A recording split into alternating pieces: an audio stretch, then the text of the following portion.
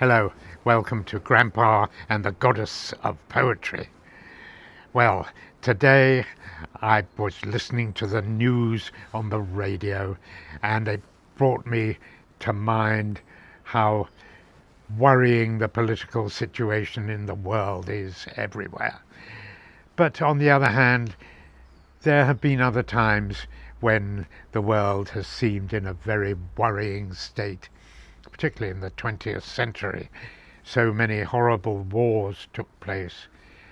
Today I just want to read a poem that was written 100 years ago, just slightly more, in about 1920 by the great Irish poet William Butler Yeats, who was a great one for Irish sovereignty, though he lived in England, but he was also extremely concerned about the future of mankind.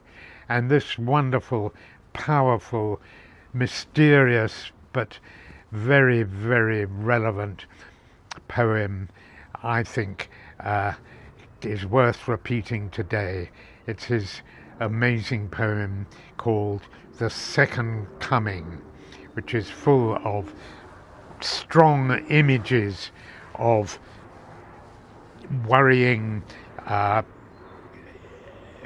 sort of visions, really, and expresses his extreme concern about the political state of the world in 1920, and indeed it resonates with us today. At least it resonates with me, that's for sure. See what you think of this, The Second Coming by William Butler Yeats. Turning and turning in the widening gyre, the falcon cannot hear the falconer.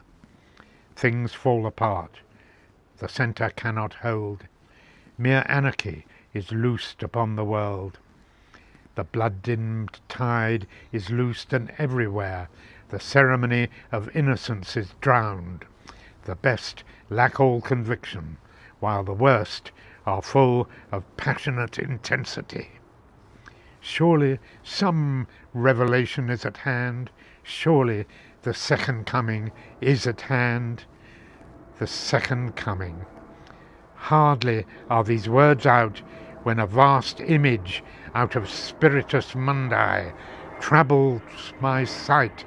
Somewhere in sands of the desert, a shape with lion body and the head of a man, a gaze blank and pitiless as the sun, is moving its slow thighs, while all about it reel shadows of the indignant desert birds.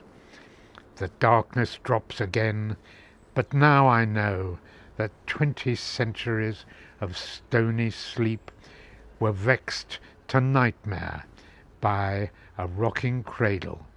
And what rough beast, its hour come round at last, slouches towards Bethlehem to be born? Gosh, it makes me my blood pressure goes up when I read that. It's such a powerful poem, that awful image of a beast with lion body and the head of a man, a gaze blank and pitiless as the sun. Gosh, there's so much relevant phraseology in this, relevant of today's scene in the world. You know, this phrase, the ceremony of innocence is drowned, the best lack all conviction, while the worst are full of passionate intensity. Gosh, does that remind you of anyone in the world political scene today? It certainly does me. Thank you for listening.